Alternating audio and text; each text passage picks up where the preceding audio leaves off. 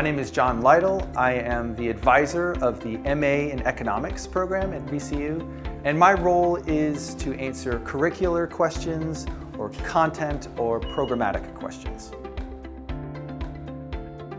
We have 3 specializations. We have a specialization in health economics, we have one in financial economics, and another one in statistics. We have opportunities to collaborate with professors doing original research. We have other opportunities to present your work at workshops, including those at the Federal Reserve Bank of Richmond. We have 3 core theory courses in the MA program.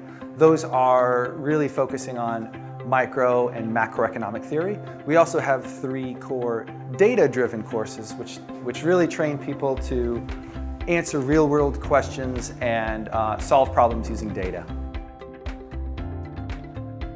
We have the Federal Reserve Bank of Richmond only 1 mile down the road from Sneed Hall. There are only 12 of these banks in the country, and we have one here in Richmond, and we frequently collaborate with them in terms of workshops, seminars, and other opportunities. So I feel like that's a big advantage we have at VCU.